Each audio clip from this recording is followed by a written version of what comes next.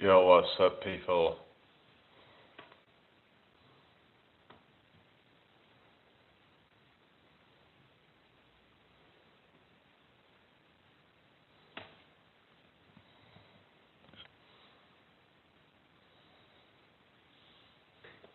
Hope you're all doing well.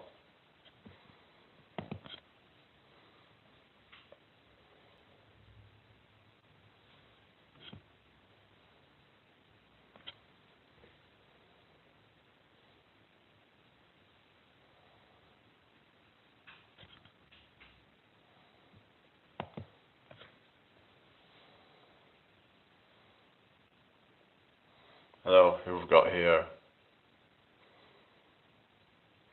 I know who you are. Oh, hello, T. How you doing? What's up? Hello, James. How you doing? Hope you've all had a good Christmas. You got like the live people?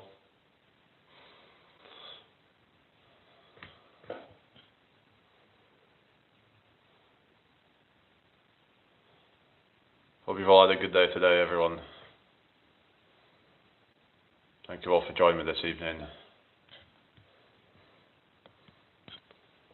YouTube, bro, what's the stream gonna be discussing, bro? So in the title I put, knowledge is power. Wanna maybe get a bit into that. What's so powerful about knowledge, bro?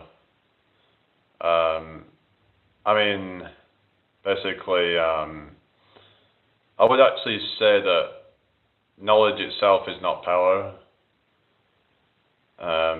Knowledge is only power when it's used for something that's actually beneficial. Like if it's just like, for example, you know all these random facts, but yeah, you could have lots of knowledge in a non-specific area that's just not really going to improve your life or anybody else's for that matter. It's like, yeah, that's great to know that, but if you actually focused on learning about a specific niche or whatever, getting really clued up on a specific subject, like becoming more specialized, then you're going to become more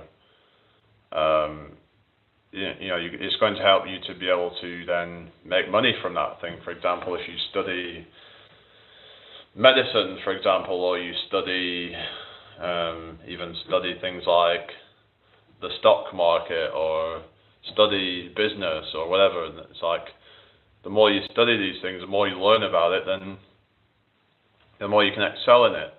The problem becomes is when you just have this kind of random bits of knowledge that you cannot really use. It's like, yeah, that's great, I guess.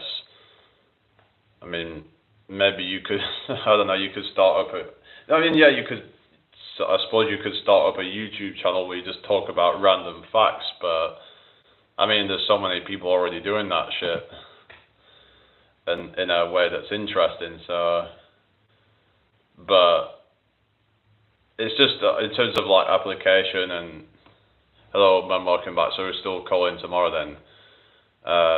It needs to be able to be applied to your life or somebody else's life. You could get some people who can, find out lots of random facts and then they can make money by sharing that. There's a thing called Listverse where get some random facts like top 50 facts or something, useless facts, whatever, just and make like money from that. So you could say that in that sense, it's that it's sort of it can be used, but it's all about trying to kind of put your knowledge to use, because otherwise it's pretty useless then. Like, you have to have the brains to be able to make something of that knowledge that you have, is my point. If you can have some different facts, and if it's random bits of facts, you have to figure out a way to, like I said, if you want to make money off it, then you'd have to try and compile it all together in some kind of list. Maybe it'd be good for like general knowledge quizzing, perhaps, if you get really good at it. But you'd have to get super good at it to get anywhere with it, I suppose. Like, if you can become really good at quizzes and then you can win a lot of competitions and you earn like, you could literally be like, getting first place a lot, and you could win £100, let's say, just on a night, maybe hundreds of pounds. It depends on how big the quiz is and stuff like that. So I suppose in that respect, I mean, you could put it to use, but the point is you're going to have to like learn quite a lot of stuff, and just learning random bits of stuff is not really going to help you in life, because it's just not going to be probably going to be that interesting to people or beneficial in any other way.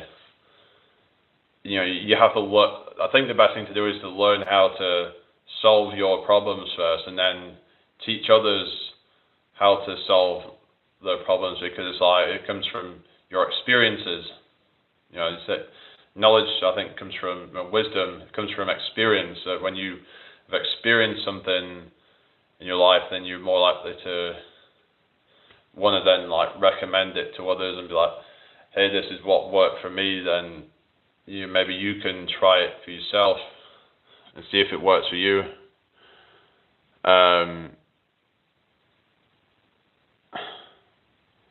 Talk at length in an irritating manner. EX. He sat in a coffee shop yapping with his buddies. What are you talking about? What's the best resources to improve your knowledge base? It depends on what knowledge you're trying to go for.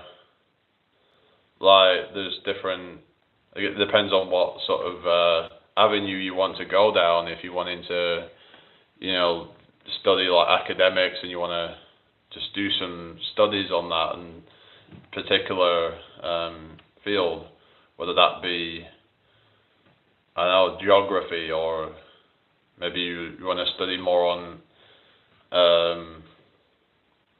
history, natural history, or things like geology, or whatever your field is, that you just kind of maybe go through like a kind of crash course or something, or there'll be online courses that will give you like a kind of foundation, or you could go to uni, but there is a lot of like stuff out there online. There's things like Udemy, there's like things like Skillshare, where you can learn.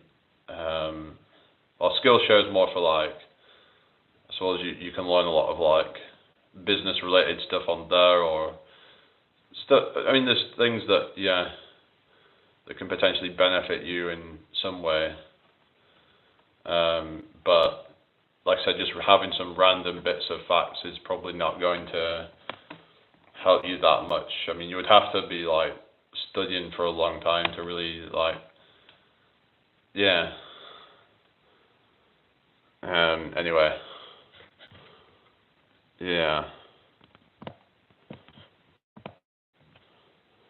it's really about, they say work smarter, not harder. I do sort of agree with that. That, for example, the person who spends 8 hours chopping a tree down versus the person who spends 5 hours chopping a tree down and 3 hours sharpening their blade, the person who did 5 hours chopping a tree, 3 hours sharpening the blade, will probably get more done, because they were sharpening the tools, and this can go for like just even just learning things.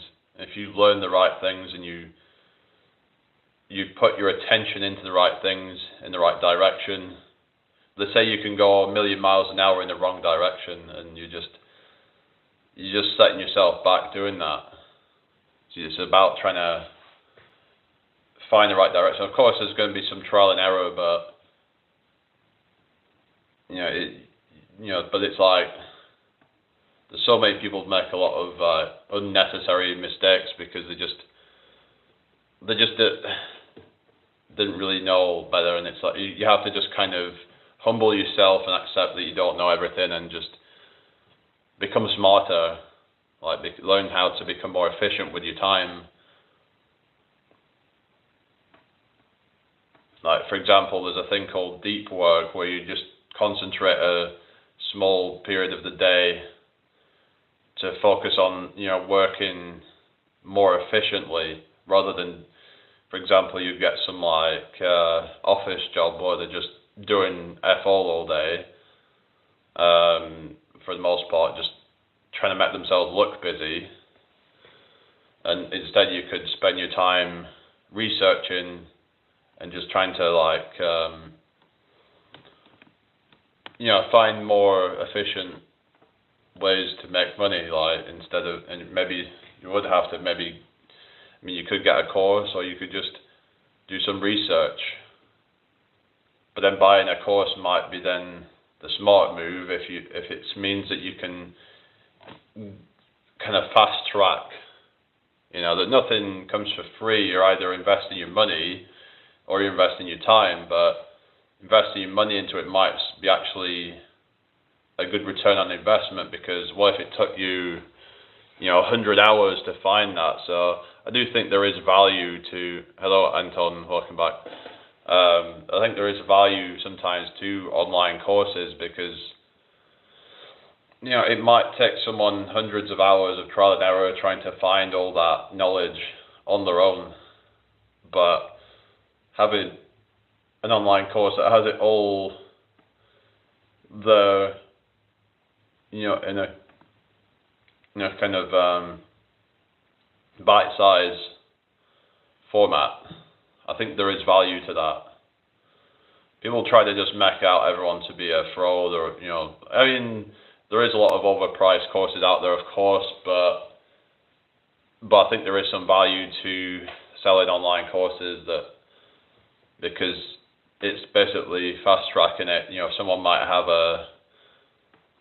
like a pain point, and they're frustrated about their life, and they want to improve their life and make it kind of better, and that they use that course. The point where I don't agree with it is when they start to use manipulation tactics, where they try to appeal to, they start to use like emotional manipulation. I think that's kind of where I draw the line.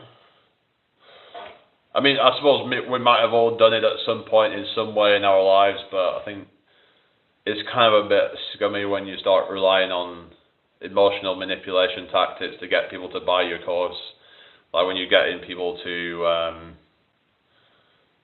just basically feel even more insecure than they already were about their life by painting a picture in their head of like the life they have and what they want to have, and just make them even feel worse about their current situation.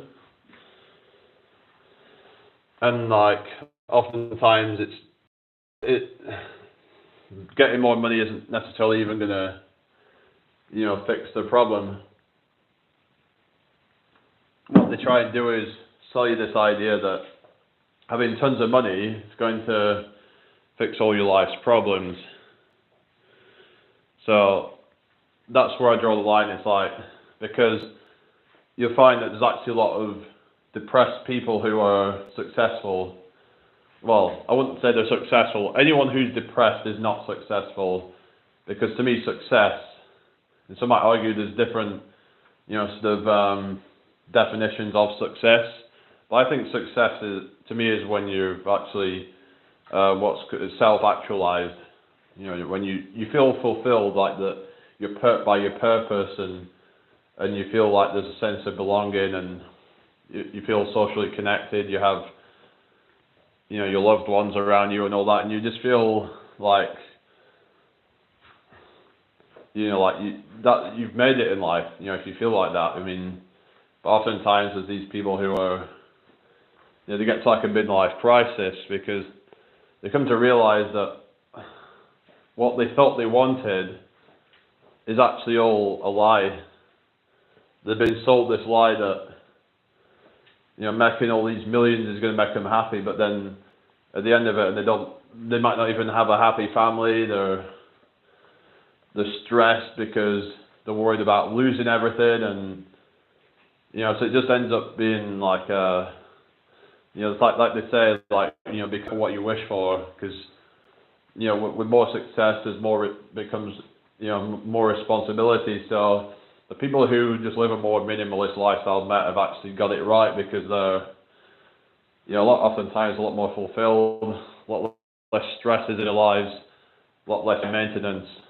Now, yeah, some people have got unlucky to where their lifestyle becomes passive, like it becomes to a point where, because they could just invest in stocks or whatever, or, but then they might always be like worried that what if the stock market goes down or something like that, and then they end up losing everything. So you have to be willing to accept that, you know, maybe you might end up losing everything.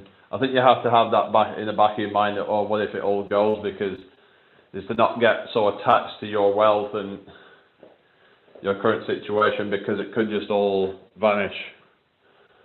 You know, the future's not certain, and yeah, we have to make like contingency plans and things like that, and so then we can keep peace of mind that, hello Simon, yeah, you found me again, yeah. So you just have to kind of like, yeah, make sure you like the live people, if you don't mind.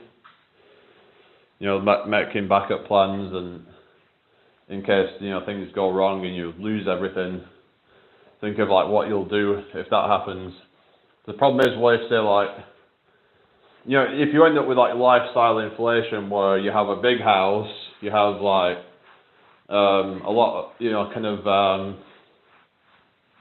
to lose basically, because, you know, like say, you know, like they might have like really high bills on it, you know, a lot more maintenance costs on it. You might have a car that's really expensive to run, and then you're like, yeah, you just end up with all these liabilities. Hi, Mr. J. Lavery, how you doing? Make sure you subscribe if you're new here.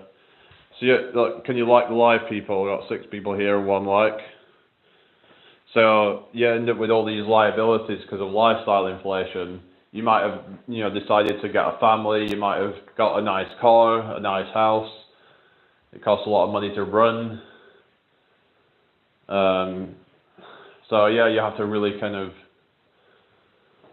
you know, be careful. You need to make sure you've got like yourself an emergency fund, for example. Because what if you, hello, I am back gaming. Good to see you. Not too bad, thank you.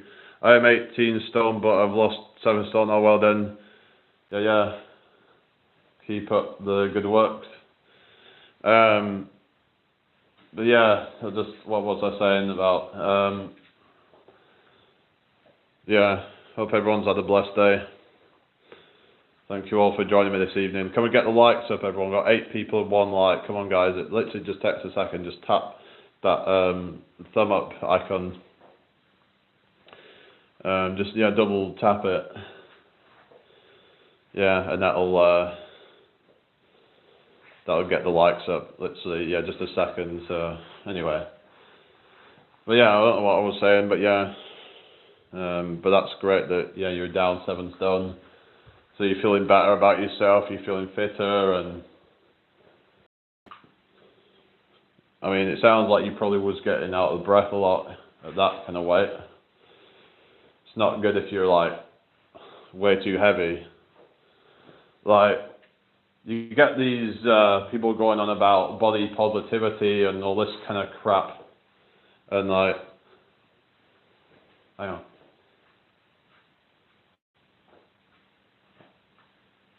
All right. I was going to sneeze then, but yeah. But yeah, just anyway, I keep forgetting what. Oh yeah, it's about, yeah, the body positivity thing. Yeah, that you know, trying to make out, oh, you can be healthy at any size. Well, it's funny how, like, well, it's not funny, but it's just, you know, that you get these body positivity influencers dying at like age of 40 or even younger. Some of them are even dying in their 20s. It's just disgusting that people would actually, try to glorify this. Imagine the heartbreak of the families that actually are, around these people and the friends of the people that, so it's not just affecting them, but all the people around them are being affected because of their irresponsible life decisions. Oh yeah, I got this freaking ad come up on YouTube where it was trying to say that most of weight loss is genetic and people have different metabolisms and all that, and trying to, get people on medication to lose weight. It's like it's like big pharma is really trying to just like ram, these freaking tablets down people's neck and people's throats to lose weight instead of just, encouraging just better lifestyle habits, eating healthy and exercising more. These are going to have benefits on your life irrespective of weight loss. Even if you stayed the same weight, you're still going to be healthier by incorporating more of these things in. Yeah, it's not good, is it? It's like some people, it's too late, and I think we need to have people holding each other accountable. It's like, who's holding these people accountable? Because the problem is, if nobody's there to say, you're killing yourself, that is not good. You need to do something about it. Then, like, people are just going to continue. I mean, if you then start to put out this message of, oh, just love yourself no matter what weight. I kind of understand it to a certain point, like that if you're a little bit overweight, then you shouldn't be too kind of hard on yourself, but like when it's getting to a point of literal morbid obesity, that is where I draw the line. And I don't think anybody should be glorifying that. They shouldn't even be saying that it's okay for people to be like that. And it's also a strain on the healthcare system as well, that they're more likely to require diabetes medications. They're going to be more likely to end up needing to be ventilators and breathing machines. Oftentimes they end up with like pneumonia because all the extra fat that they've got on them, it's just causing a lot of inflammation, and well, that's it. It's like, even if you lose a weight, you still cause some damage. It's like, there's this guy, Nick Avocado, and he was going about, oh yeah, I played everybody. It was like, but he's literally like done damage to himself that's irreversible, possibly already knocked years off his life. Is it worth it? You could tell like when he was doing all the stuff that he was really, not healthy. And it was just like, it would have been good if he was actually going to document his journey of how he got there, but chances are he probably did some fucking Ozempic or something. So everyone just seems to be trying to do that whole fucking Ozempic shit.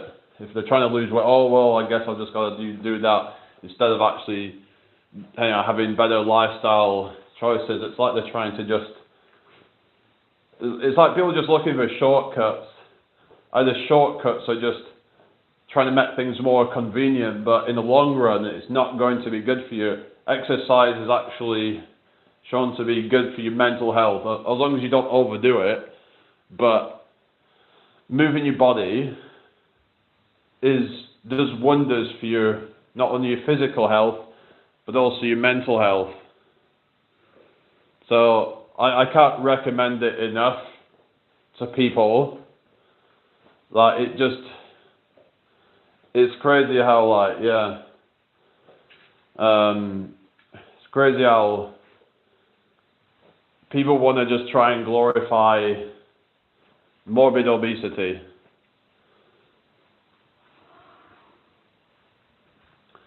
You know, it's like, but then they'll try to be, oh well, it's, you know, like they're trying to like shame people who are, you know, a little bit plus size. It's like, who's trying to do that?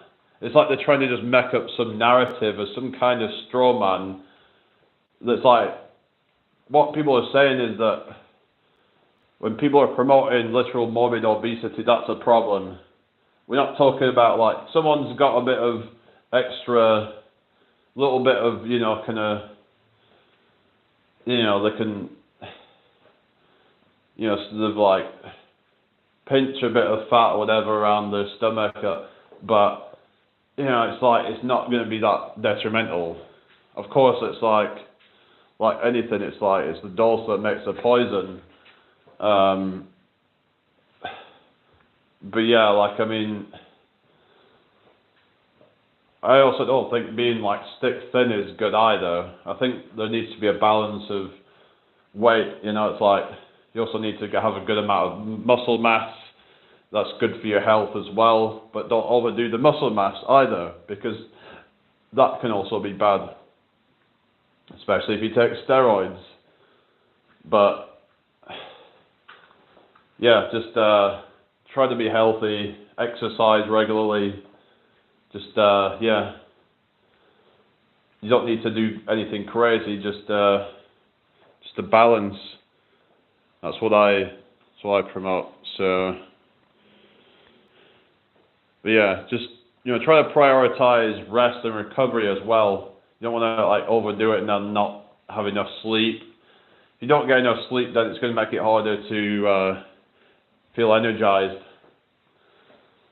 Another thing is try not sitting around all day, because that can actually lead to your mitochondria shutting down, because then the body's like kind of tricked into thinking, okay, we're just kind of wind down and just kind of get ready to go to sleep. So just kind of yeah, maybe just get up every so often. Just even if it's just have a stretch or whatever it might be. Being sat around all day is not good for you. So I'd recommend just kind of yeah, just get up and around, have a walk around every so often. It'll do you good. Try to get around 10,000 steps a day in. If you're first starting out, maybe 7,000 steps, but just try and find ways to increase the amount of steps. Hello Liliana, welcome back. How are you doing? So try to find, you know, if you're trying to like lose weight, try to find ways to increase your steps. Like for example, you know, parking further away from the shop, or cycling to work instead of driving to work if it's within close enough proximity. You know, there's different options that you can do, like taking the stairs instead of the lift. Just these little things can increase the amount of movement. So, good talking of the cinema. Have a good night. Okay, you take care. Hope to see you again soon. Yeah. Make sure you subscribe if you haven't already. Who's still here then? It says there's 6 people still here. So, if you don't mind, then yeah, could you just say something in the chat, please? Just say hi to me or whatever. Or oh yeah, Anton's still there. Yeah, just kind of lurking. Not seeing anything of Dale. Like I said, I don't know what's going on with Dale. Do you think Dale? What do you think, Anton? Do you think Dale's a troll? He was saying some weird shit and kept on saying that everybody in the chat's a troll, even when I knew for a fact that they weren't. Like, it's almost like he was just trying to kind of, I don't know, turn me against everybody in the chat or something. Just feel a bit weird, and in a way that he would say certain things would just seem a bit robotic and like copy and paste comments and stuff like that. Like he had these kind of like canned things to say that were, was it Dale though? I don't know. I don't know what's going on. It's what is going on. I've not even seen Dale since the other day, so I don't know. But I noticed that Dale was like kind of always have these like canned statements of like questions like that, and I've noticed he would repeat some of the same questions that he'd already put before. It just felt robotic to me, like a script sort of thing. And I would find those sort of people are a bit kind of sus. So I don't know. It's just weird how there was someone called Jake, I think it was, who was like kept on going on about, oh, has Dale been here lately? Oh, have you seen Dale? And kept on, being obsessed with him. It makes you wonder if they're both the same person. You just don't know with these things, do you? Hi, Natasha. Oh yeah, thank you. How are you doing? Nice to meet you. Make sure you subscribe if you're new here. Yeah, so I've been doing the training and might do a bit more actually. I don't know what I already did some stuff earlier, but I might do some abs. So I might do a let's just I think I'll do a few crunches actually. It just felt a bit like that Dale person was trying to blow smoke up my ass. Like he was just he kept seemingly really like amazed at my progress and all that, and but you just don't know with these people, like, are they secretly just like, I don't know, trolling you or something.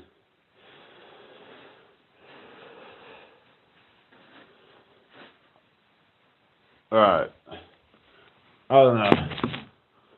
Just a lot of weird people on the internet. Especially the ones that, are like anonymous. Alright, so...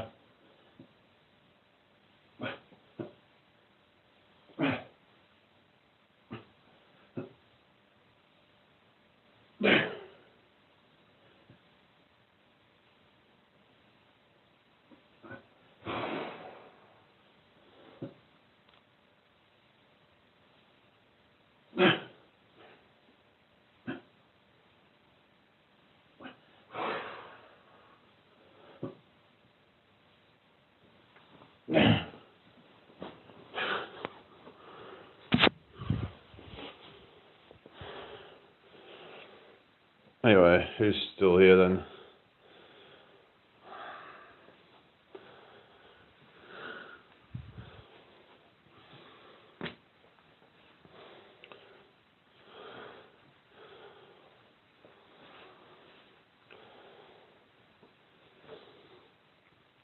Probably won't be on too much longer.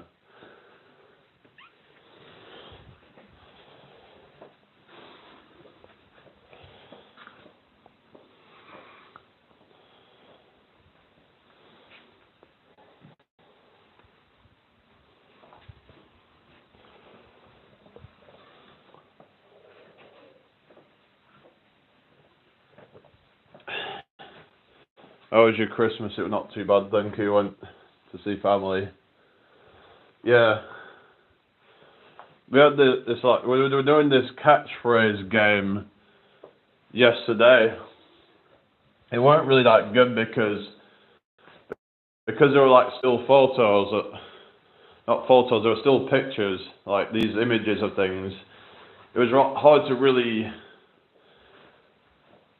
understand it, really. It was like, what even is this? So yeah, oftentimes like no one would really get it and it was difficult. Whereas the catchphrase you would see on TV was like, it was a lot easier to understand because there's moving images. It's like, it's a lot more clear, I find. Nice, yeah. Yeah, it was a bit confusing at first as well. We were trying to like figure out the rules of it and all that. because the way it was is it had one of the answers on like on one side, on the other side of the card, and it was like. Anyway, let's just do a few with the leg raises.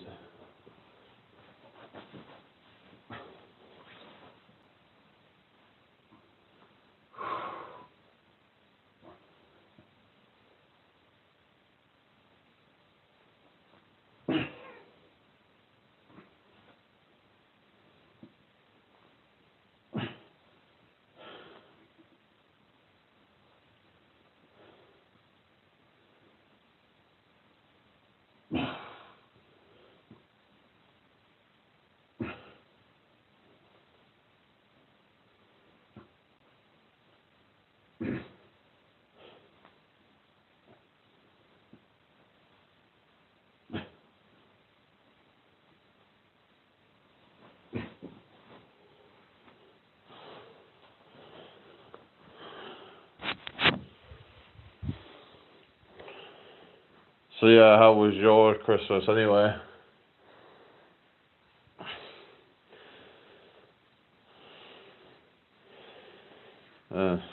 Hope you've had a good one.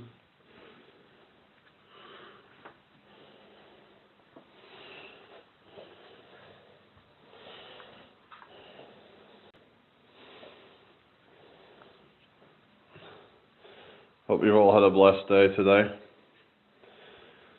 It was a nice Christmas, so that's good then. What did you get up to? Did you see family or anything like that? Alright, a few more crunches.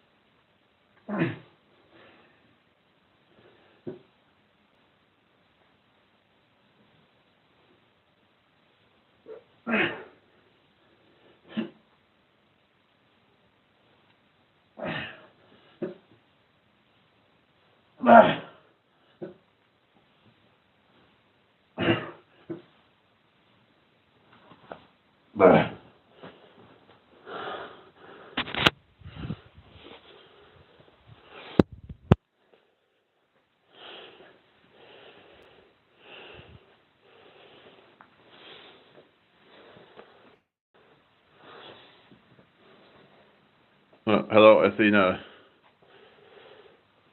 Yeah.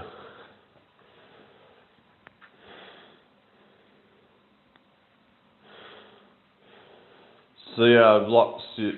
Well, I muted you the other day because you didn't say my name, but you said someone else's name. So I'm like, yeah. So it kind of pisses me off when people do that shit. So.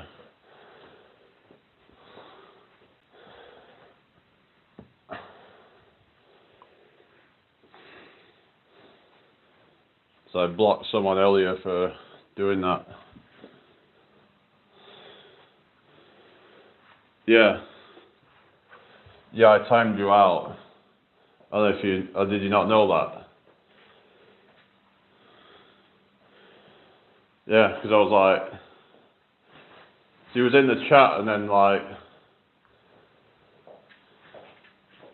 so I don't think you said hi to me and then you were saying hi to somebody and I was like, alright, well I'm just gonna like put you on a timeout because,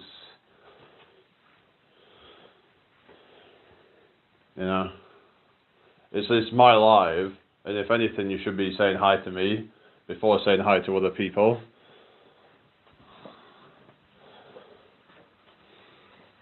It's just a respect thing. And I'm going to do that from now on if people don't come in here and they don't, sort of greet me, then and then they go and greet somebody else, then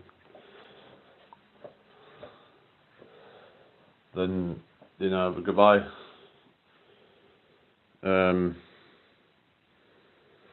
Yeah, no, but like, it didn't feel like I was being like kind of, I don't know.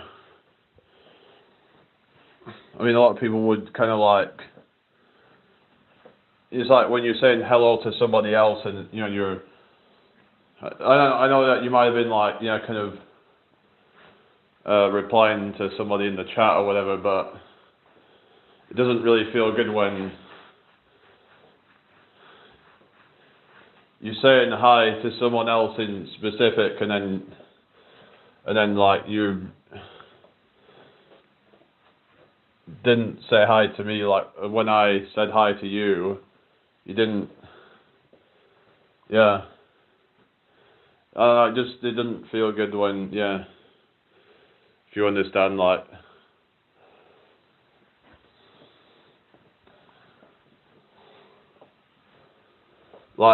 if someone says hi everyone, and then I say hi to them, I would think that at least they would then say hi back to me. It's just like, and then they would say hi to somebody else in the chat. It just feels a bit disrespectful is what I'm saying. But okay, let's try and move on from that, shall we? YOLO is collective. Yeah, but it's like, but when people start sort of, I don't know, saying hi to someone individually, then, you expect that someone would greet you. But like I said, let's just forget about that anyway.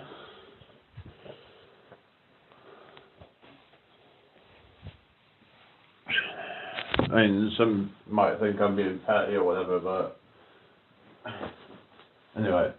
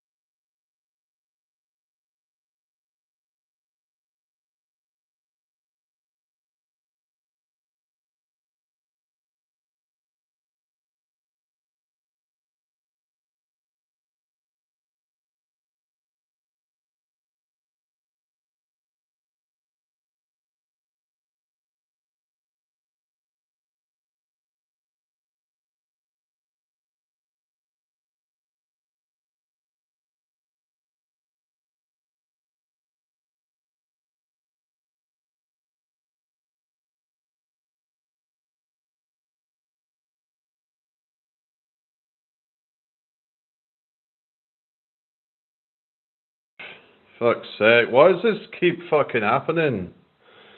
Like, I've not even pressed anything, it's just muted itself. It's like, did I just accidentally touch it or something? Like, what the fuck? I've noticed it's been doing it a lot lately. I don't know if something's changed or something, or what. Like, what is going on with this thing? Like, where it's like, it didn't ever seem to used to do this where it would be on mute all the time. I don't know. I don't know what's going on, really. But it is what it is. At least you let me know, so... yeah.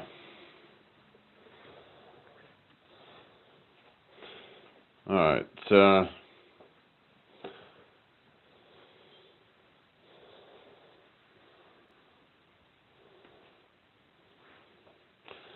But yeah, I've had to kind of like, I think with the training I've a little bit kind of like lightened it up a little bit because of the intensity of the training I was doing, like, and the frequency and volume of it was getting a bit much, I think.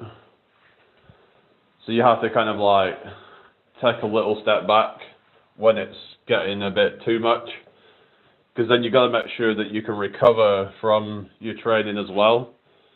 If you're finding that you're just not really able to really, you're finding that you're still a bit like fatigued from it all, then you just got to not go too hard. YT has been unsubscribing my subscriptions and not notifying me for some reason. It's starting to pee me off. Yeah, it's probably just like, I don't know if it's glitching out or if it's some fucking shadow ban shit going on, because that could very well be going on where people are being unsubscribed without permission and all that, and people not getting notified very much. Kind of like covert censorship or something, possibly. Because if people are saying stuff that's not, like woke or whatever crap, then YouTube's not going to like it.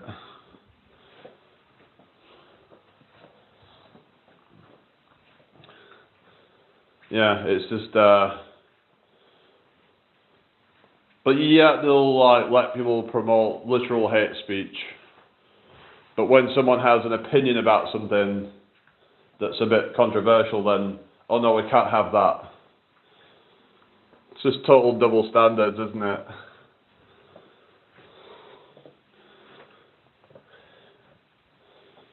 If it's an accepted opinion, even if it's a hate speech, it's allowed. But if it's something that's, outside the, mainstream kind of views, then they don't like it. And that's, I don't know, maybe it's not anything to do with that, but basically YouTube has actually admitted to doing stuff like censoring people who, like covert censorship, basically, like sending less recommendations out, basically, for like certain types of content. Like, say if someone has a different view on 9/11, for example, that's considered as misinformation or whatever, but actually it's deliberately done so to kind of like, so people don't really see the truth of what's going on, I believe. Because if less people get exposure to the truth of things, then people are just going to be oblivious. Like, unless you go out of your way to research something, then you're not going to know. Most people aren't going to be thinking, oh, I wonder if there was something off with 9/11. Like, a lot of people just wouldn't really think about these things. But if it shows up for people recommended, then they might start getting curious and want to look more about it. Yeah, they don't want you talking about that shit. So they've been like, yeah, YouTube doesn't like people talking about it. They're all in it together, basically. They're all in bed with each other. The government, YouTube, you've got things like WHO. So I remember when it was like the fucking COVID times, and like, if you said something against the official narrative of that, then you could get your, for example, certain medications that may have worked that are not the ones that they were pushing. You could have your channel taken down, or at least get a strike for it. Hello, Emilio, good to see you again. Yeah, but there's still people out there that are maybe a bit on the fence, or or they don't really care and whatever. It's like because they haven't really looked into it. But it's not just about whether it's an inside job or not. It's about what was the motivation behind it, because I think that's the most important thing.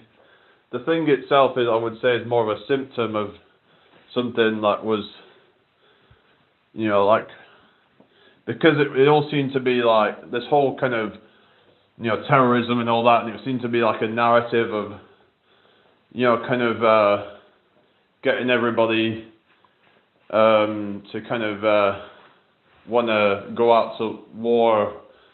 So it was all, you had like the war on terror not so long after that. So, yeah, so I wonder if like it had anything to do with that, possibly. It would just seemed all kind of, there was no other reasons why it was possibly done, but, I mean, some say it was an insurance job, but I don't think that was the only reason. There's more to these things, I think, than what a lot of people might think that it's,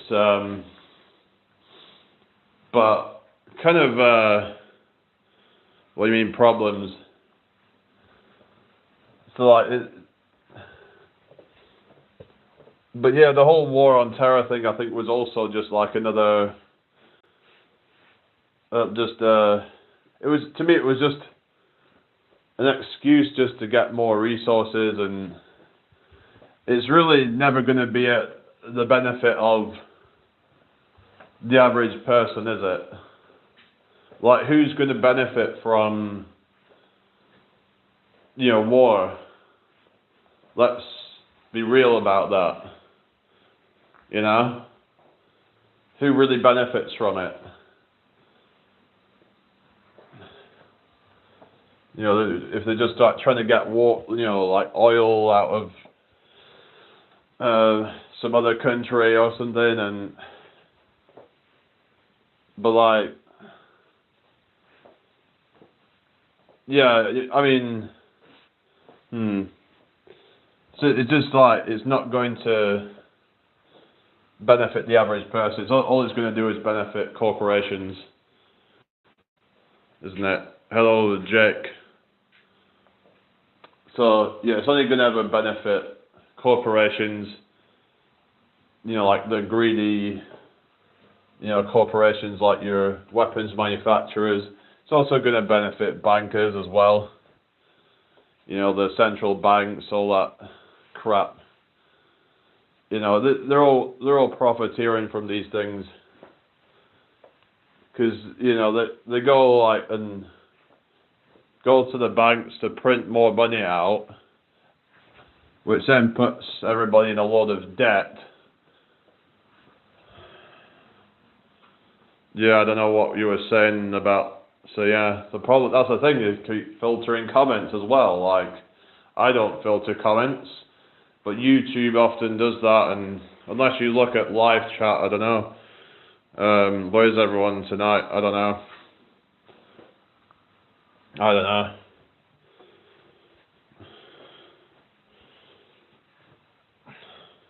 don't know, really. Just really been a bit dead. I would have thought it might have picked up again by now, because like the kind of hype around Christmas has kind of died down now. Once it gets after Boxing Day, like the hype around Christmas is gone pretty much. I don't know.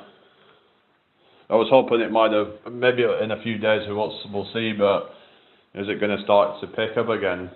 I just think that, I don't know, I actually think I'm being shadow banned or what, I don't know. Like, where the fuck is everybody? I don't hardly see any of the regular people showing up, and maybe they're just somewhere else or whatever, but certain other channels, they're always there, but yet they never seem to come to my lives. Is it just they don't like me that much, or are they actually not being notified of me going live? Because a lot of people are complaining of not getting notified. So there is some issue with notifications going on. Nah, never get a notification, so... Yeah. Wasn't you going on about Dale, though? It's like someone keeps going on about Dale. like who's so obsessed with like Dale, but it's just funny how he's not been here the last couple of days. I mean, maybe it's just been busy with Christmas or something or whatever, but he's usually here every day, not without fail. So don't know, but it does seem a bit sus, like the way he kind of comes in here with these like canned like comments. Who, King Dale Clark, yeah. Yes, there's all these like canned comments of like, sometimes you'll even end up repeating the same thing that is asked 2 weeks previously or something. Like it's all, like he's just writing from some script. It seems a bit weird, but you got a lot of these people that you just don't know what's going on. Like, for all I know, you could just be another one of these people. You could be the same person as he is, for all I know. Sometimes he's absent, but usually almost like every day he's here, so I don't know. Maybe it's just the time of year, but I find it odd how he just kind of comes in here and doesn't say his goals, but to be fair, sometimes I go out of a chat without saying bye. I just kind of, I can't really be asked like saying goodbye to everybody because it's, yeah. Because then people make like a fuss about it and like, oh, but goodbye, and everyone's just like saying bye to you. It's like, yeah. I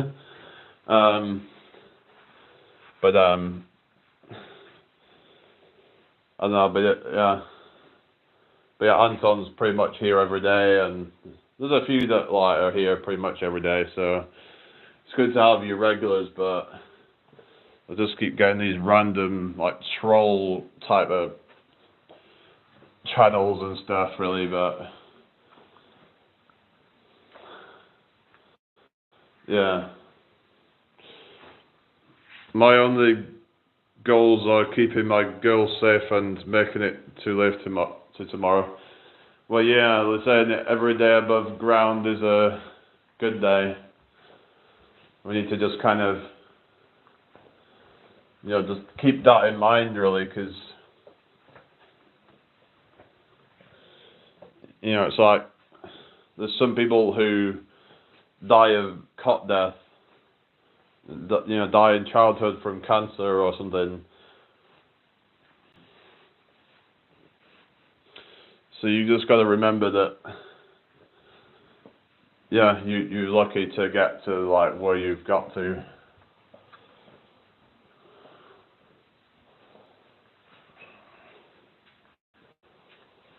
But try to be as healthy as you can for as long as you can. Like I was saying earlier, that I really can't stand all this body positivity crap and health at every size crap, because they take things too far, and also, why is it that body positivity is almost exclusively about fucking fat people? What about people who are burn victims? What about people with stretch marks? What about people with scars, birthmarks, or just kind of deformed looking people or whatever, who have, certain kind of genetic defects? What about those people? Shouldn't those be the ones that the body positivity is about? Not these fucking gluttonous pigs. It's fucking annoying, that they get all the fucking attention, and they can just like fucking play the fucking victim. But yet people who are actually like have, like actual scars that they can't really do anything about. People who've actually like had acid thrown at them, or they're just born with a birthmark that they can't do anything about. Like, there's not really any attention on that, is there?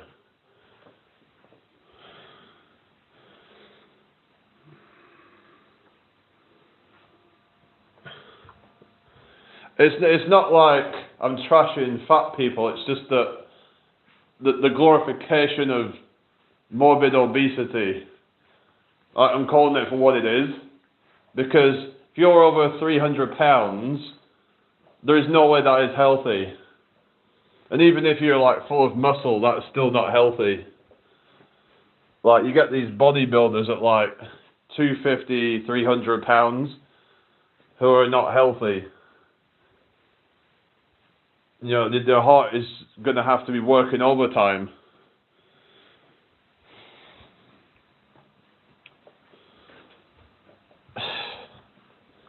But yeah, it's I just noticed that there seems to be like quite a it seems like, I don't know, like the political left seem to be quite, oh, you know, we need to be more like, body positive or whatever, and at the same time you've got like the more conservative types that are more like, about like self-responsibility and being like, get your ass off the fucking couch and just stop being a victim. Like, there was this woman on some like podcast thing where it was about body positivity or whatever it was. Say, oh, I can't lose weight. It's like, yes you can. Like, unless you've got some kind of legitimate health problem, you can. Like, some people just want to make excuses, and I try to be compassionate and be like, yeah, some people are naturally going to be a bit more heavier than others, but unless you have, so oftentimes these people have absolutely nothing wrong with them. Like, it's like, oftentimes they haven't even tried. It's like, if they've tried and failed, okay, fair enough.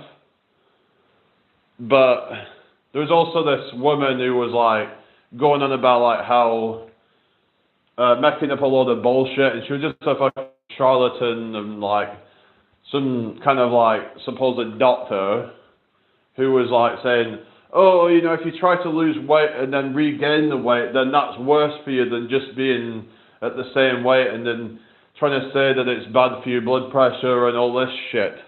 Really? How? Back it up.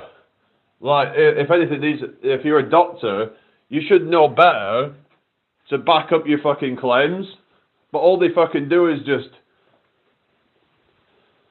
run their fucking mouth about, oh, like any attempt to try and lose weight is going to cause it to rebound, and then it's going to make things worse. It's going to end up worse.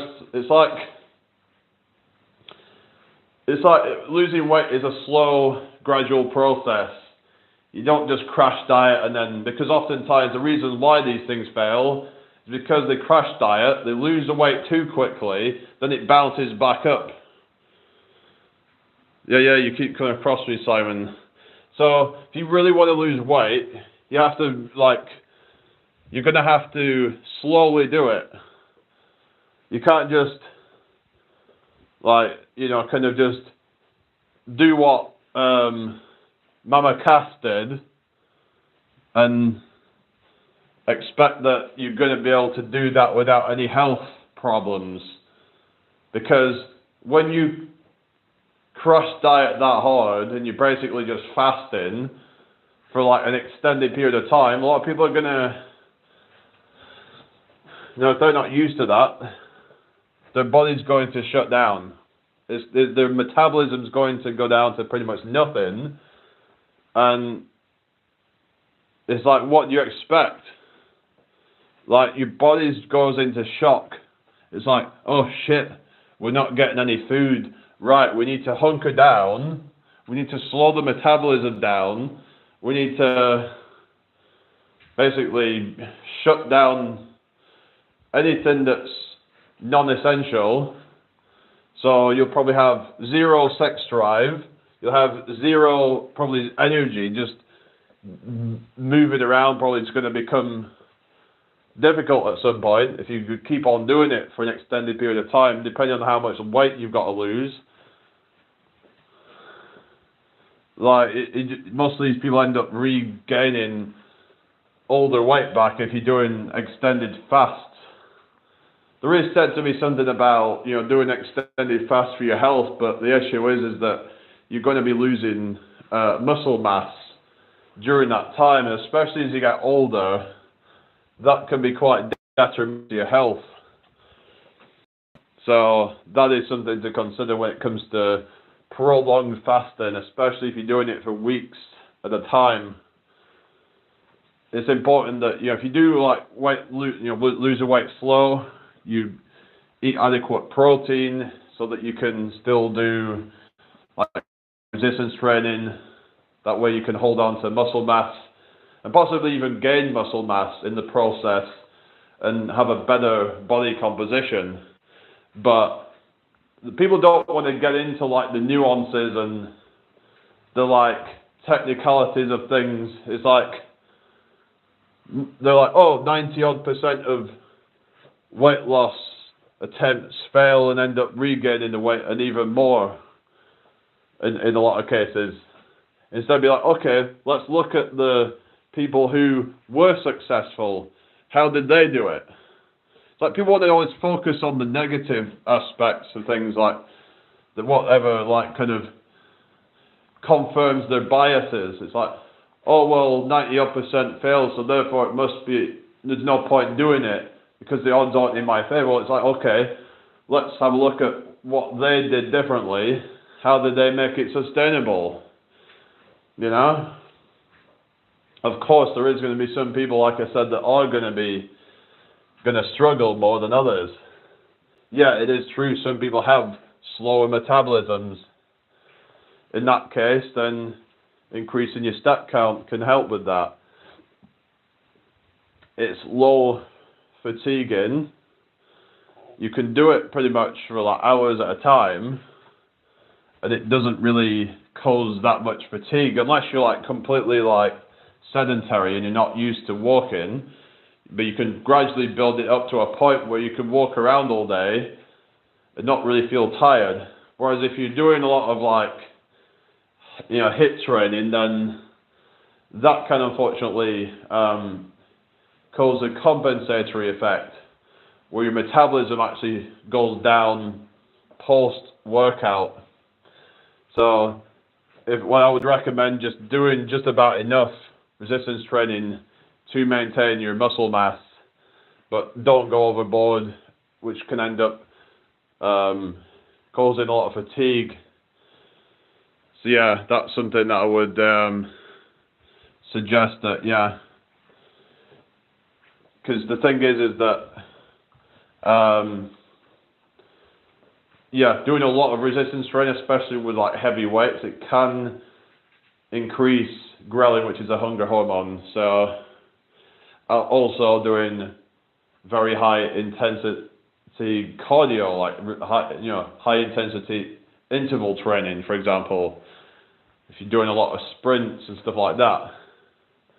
So maybe keep that to a minimum whilst you're on the weight loss. It's good to have it in there from time to time for your health, but I'd say more stick to zone 2 cardio and just walks. So zone 1 and zone 2. Anything above that is going to be more less. It's going to be less sustainable, and it's going to be more fatigue inducing. So yeah, I hope everyone understands what I'm saying there. But yeah, but some say, you know, it's 80% diet, 20% exercise. I guess it depends on each individual. Like, if the reason why you're overweight is because you're sedentary, then it's going to be mostly down to exercise and just general activity. Whereas for people who are active, but they have a bad diet, then for them it's mostly about diet. And I do think there is truth to, you can't out-train a bad diet.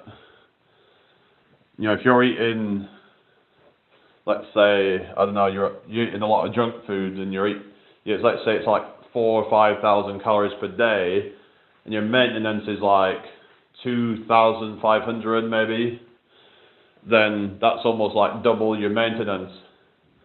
So that's going to be, let's say, 2,500, and you're like eating 4,000 or 5,000 a day. It's like, oh, well, just add in more exercise. Well, you might be able to burn an extra few hundred. Let's say you could get up to 3,000, but you're still over 1,000 in a surplus doing that. So it can help to a degree, but the smart move would be then to drop the calories down slowly. But yeah, doing things too drastically too quickly can then put your body into shock, which can then slow your metabolism down. But like I said, there's these people who are just like, you could call them grifters, charlatans, whatever, who they're just like, they see this trend of like body positivity because they know that people want to be told good things about their bad habits. They want to be or they want to be told that there's nothing they can do about it, because it's kind of like it's a kind of a cope, right? It's kind of a cope that people use. Is, oh, well, there's nothing I can do about it. It's kind of like these incels that hang around forums together and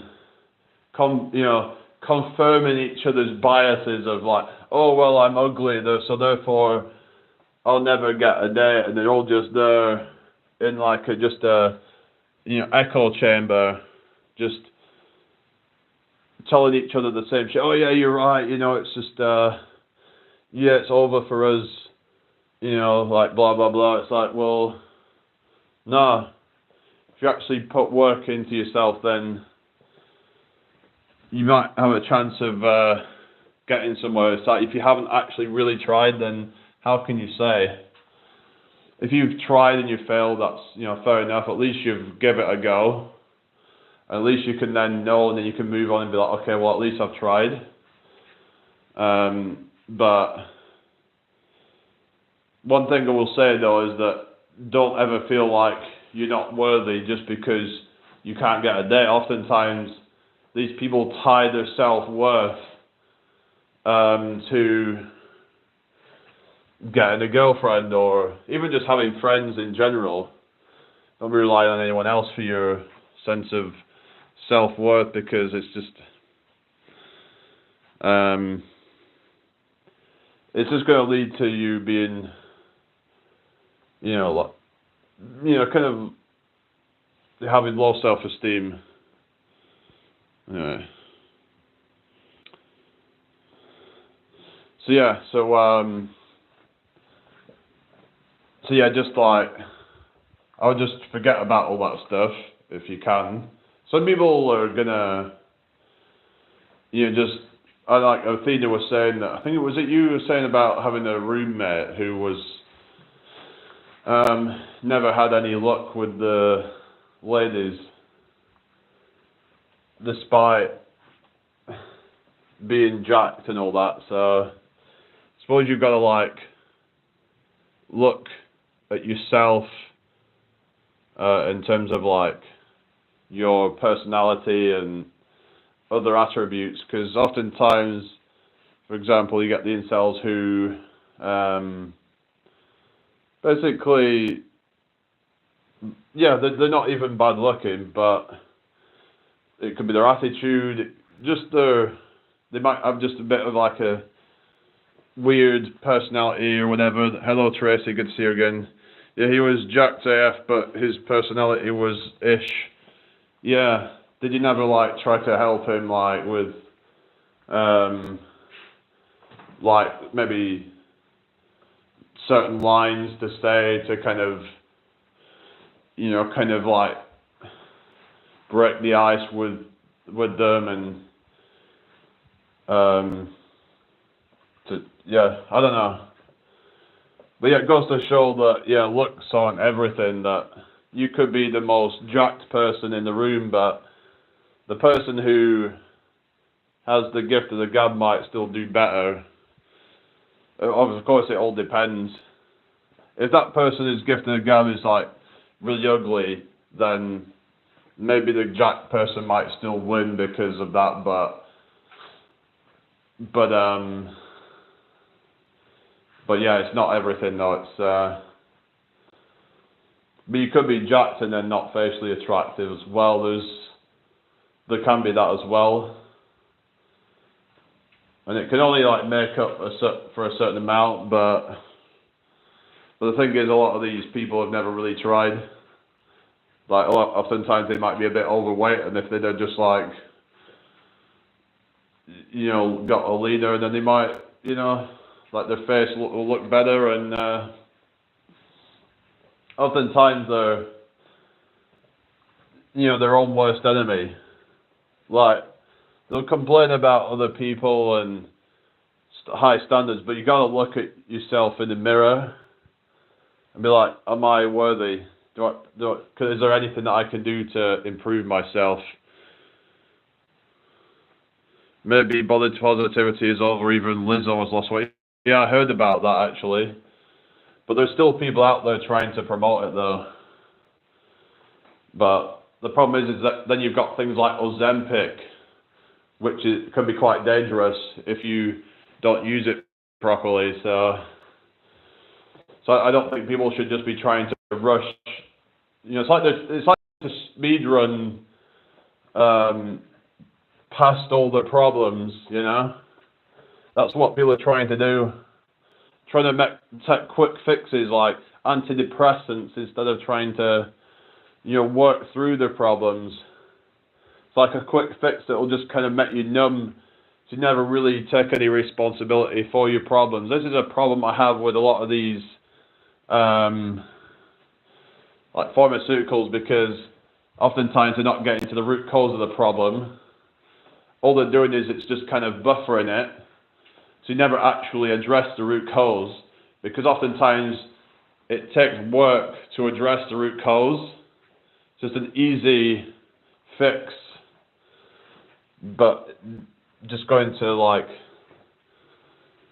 leave you feeling empty and like a zombie basically in a lot of cases.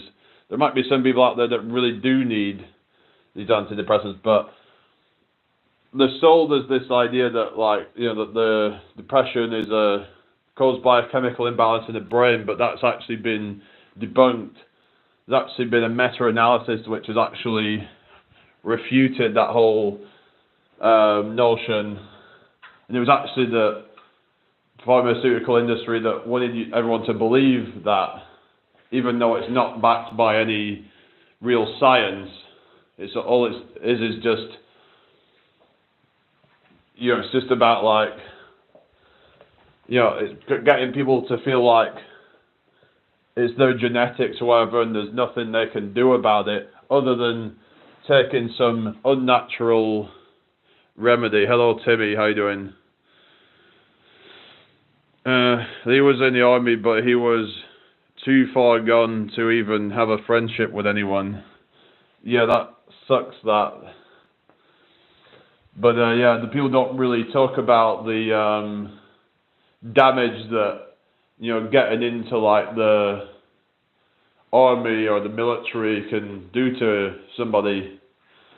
You know, that could be one of the reasons for a lot of these, you know, male S rates, where like they get so effed up by what they see. Of course, there's many reasons for it, but they just cannot live a normal life after that, a lot of them. But because there just isn't enough support, you know, there's not enough support for like things like shell shock. It's like most of the support seems to be more designed for women. Like, for example, therapy, I think, is more of a design for women. It seems to work sort of well for women, but when men go through mental health problems, that they need someone to be able to give them a practical solution, rather than someone to just be able to just like trauma dump on, because then it's just going to make you feel like you have to go through all that shit again and not ever really kind of resolve any of it. It's like, yeah, you might get some people who give you some practical advice, but hello, Ms. Blipper, how you doing? So yeah, I think the problem is that when you're not given practical advice, then as a man, then it's just not going to really work that well. So yeah, it's there was someone talking about this. I can't remember who it was that was saying that, yeah, about like how therapy doesn't really work for men. I mean, some men might benefit from it, but on average, I think because men tend to be more practical minded, that just talking things out is not going to actually work. So I've actually changed my mind on that. I did think for a while, men need to speak up more, but it turns out that I think something like 90% of male S-rates actually sought out like therapy or some kind of help. So things are not really working that well, shall we say, when we're still seeing increasing numbers, and yeah, it's quite concerning, to say the least.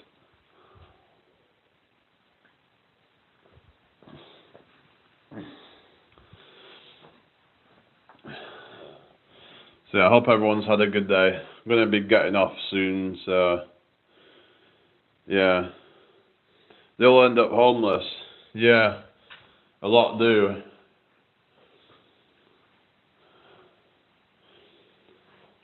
I mean, I was talking with someone about this the other week, about like, well, he was talking about like the right wing and all that, and about like how they only seem to care about homelessness when it comes to like homeless veterans instead of caring about homelessness in general.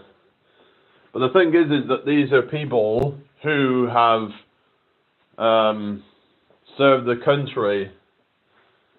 These are people who've actually, these are people that should be respected as like, that they are fighting for the country, right?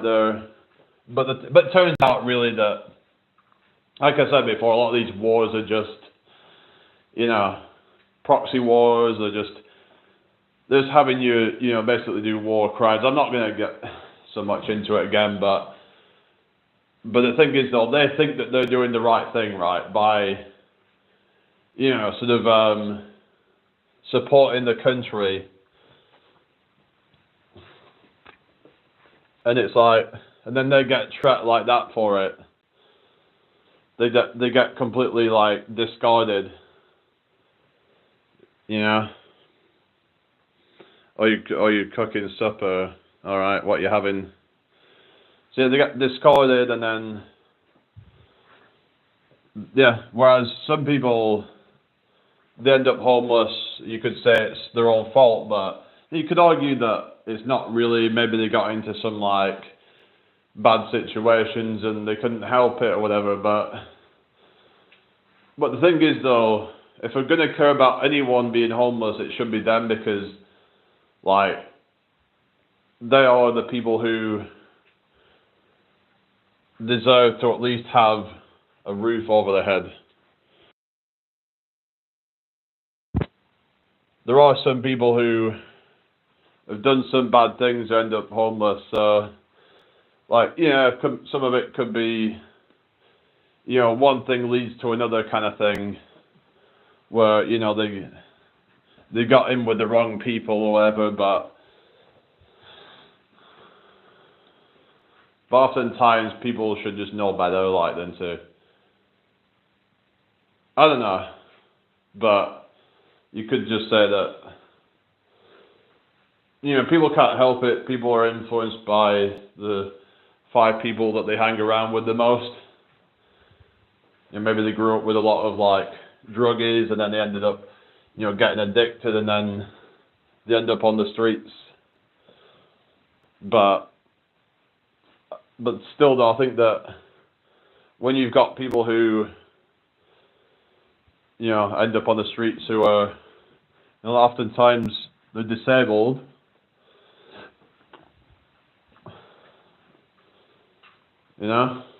So it's just disgusting, really.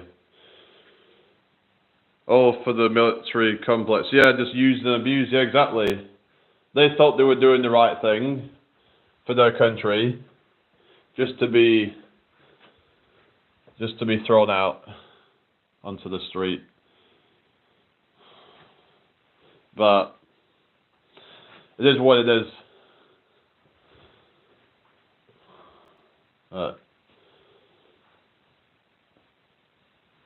You'd think that like the left would seem to care a bit more, because they're all about like being there for the little guy, whatever you call it. You know, looking out for the little guy.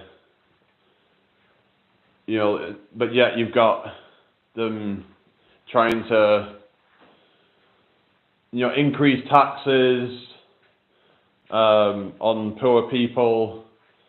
So they're already being squeezed financially, but oftentimes they want to just basically rob from poor to give to other poor who don't even deserve it. That's kind of like their way of doing things. Oh, well, we're going to take money from you to then give it to someone who frankly doesn't deserve it, who just doesn't give a rat's ass about anyone. The whole fucking system's fucked, and no one seems to really care enough. Or maybe they just don't feel like they can do anything about it, but it would take a lot of people to come together and be like, enough's enough.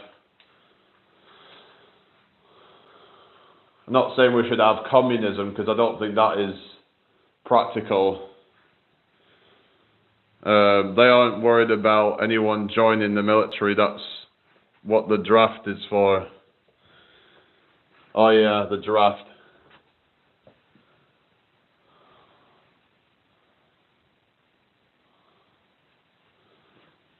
Yeah, I've heard like there's very few people actually in the military now, but those who have actually served, who've actually,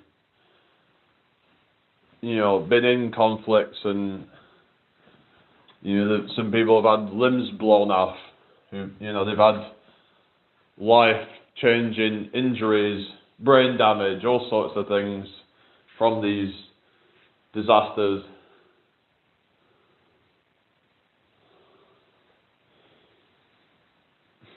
Oh, blue hairs and crackpots. Oh yeah. It's just pathetic. It's like they only seem to care about issues that they're affected by. It's just so narcissistic. Oh, you misgendered me. It's like there's literally people out there who've, you know, like had limbs blown off, and then now they're homeless. But yet you care more about being misgendered. Apparently that's more of a violation than that. My grandfather is a Vietnam vet. He lost his hand, had a shrapnel, and got Agent Orange. What do you mean, Agent Orange?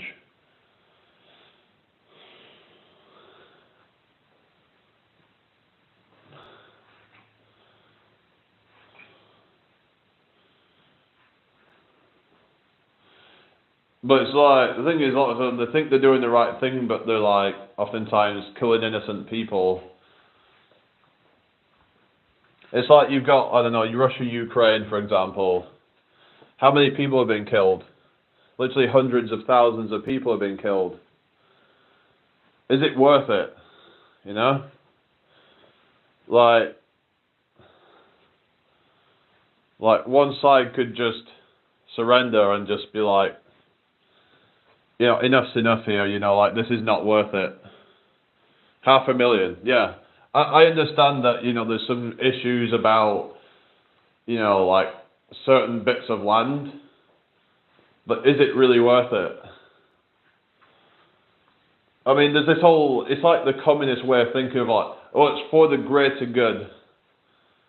But how's it a greater good? Oh, it's a herbicide, right? Yeah. It's not is it really? And these things also like can affect the economy because we was having all this inflation, and that was probably part of why prices start going up so much when you've got supply chain issues going on because of wars. So not only are they printing money out of thin air to make these things happen, then they're messing up the economy because of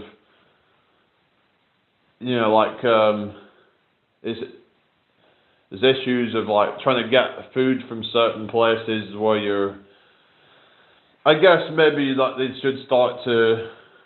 we should start to become more reliant, like self-reliant for things like food, I guess, instead of relying on other countries, or at least have enough, as like a kind of, I guess like, I don't know, it's just, when you've got exports that can get really expensive, then maybe it needs to be like, we need to have our own produce more. Like, why are we relying on other countries when we could have it ourselves? I don't know. There must be a better way. Yeah. There's so many horrific stories that my grandfather told me he did when he was deployed. Yeah. Sounds like stuff that would just like give anybody trauma. But the funny thing is that so many people will talk about trauma nowadays, right? It's kind of like an insult to anyone who's actually been through real trauma when this word trauma gets bandied about like so freely. Kind of like the word racism. That's racist. It's like, no. Because there was real racism when, like, especially say like a long time ago, that was like kind of normal back then. But you will get the odd person who's like legitimately racist, but my point is that people overuse a certain word, it loses all meaning. Trauma. It's like, I'm healing from my trauma from because my relationship didn't work out, it's put me through a lot of trauma, or my friend stole £10 from me, now I have trauma. It's like, it's just so insulting to people who've actually been through legitimate trauma, like shell shock, or maybe they've been SA'd or anything like that, that's real trauma. So yeah, I think people need to stop throwing these words around so freely. It's just people want to be victims, and whenever you use a word like that, then it kind of like paints a picture in people's minds of like, people think of trauma as being some really bad thing, but people just throwing this word around like they've been through a trauma when it's really ain't that bad what they've been through. Apparently the idea of self-sufficiency is considered an aspect of white supremacy these days. What? Really? Like, where is that from? Hello, name given. So where is that from? Like, so what are they trying to say, that black people can't be self-sufficient or something? Like, what's going on? Like, what would be stopping them from doing the same as what we can? I'm sure there's black people out there who are homesteaders, who have their own off-grid farm, and they make their own food and electricity and things like that. Yes, according to the progressive left. It's funny that because you'd think the left would actually be trying to promote the idea of self-sufficiency because they're so against capitalism, because self-sufficiency is actually anti-capitalist because capitalism requires you to rely on other people for goods and services. It requires you to rely on some business to transact with. Whereas if you're self-sufficient, that is actually anti-capitalist. Therefore, shouldn't they be supporting that because it's anti-capitalist? It just goes to show how fucking stupid they are and that they're just completely ignorant. Yeah. But it's like they only want to be like left wing when it suits them, isn't it? You know?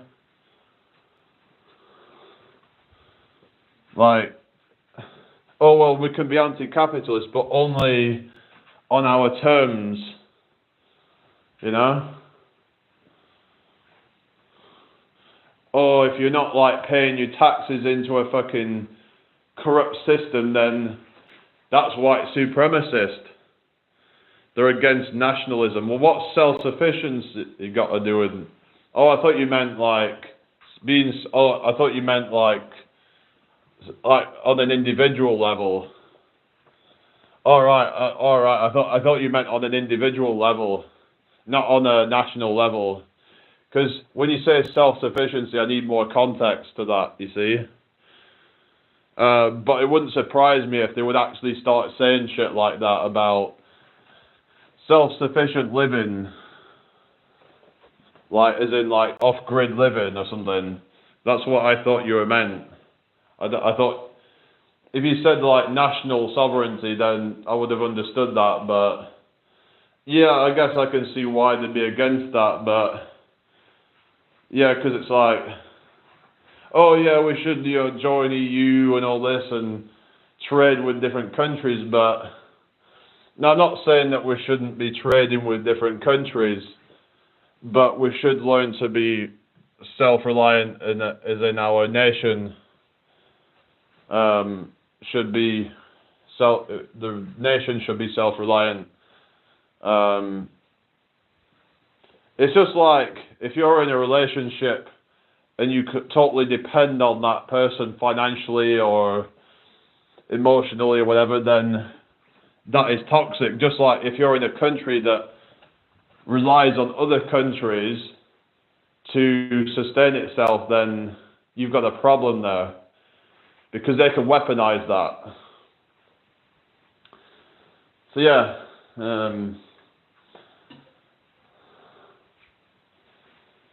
we should all learn to be self-sufficient because if the power grids get attacked, most people are SOL. What do you mean SOL? I mean, save our souls. Oh no, not save. What was it? But I think that yeah, becoming more self-sufficient would be ideal. But I think we'd all try and like teach each other. So I guess like if it came to it, then those that know how to would probably try to help others. I would hope. There is good people in the world, and they would probably try to share their knowledge on how to do these things. So I guess it wouldn't really be that much of a concern. Maybe it's like you get all these like preppers and all this shit, and it's like I think maybe they're getting a bit too paranoid. If I'm totally honest, like, I think if shit really did hit the fan, we'd all sort of like share knowledge with each other to help each other. I think if we had to, yeah, I think we'd all like, yeah, but makes it difficult to spread cultural Marxism when one is proud of their country. Yeah, but at this point, to be honest, I don't see what there's really to be proud of in this country. Like, I don't really sort of take any pride in this country. It's become a joke. Most of the people, to be honest, I think are a joke. And just like the place is a joke. at least, you know, in the cities and the towns, it's just shit. It's got some nice countryside, but yeah, I mean, the healthcare is one of the better ones, but then again, I've heard there's some other countries who, you know, you can pay like a reasonable amount of money and you get good healthcare. I've heard like places like Japan, for example, their healthcare is amazing apparently.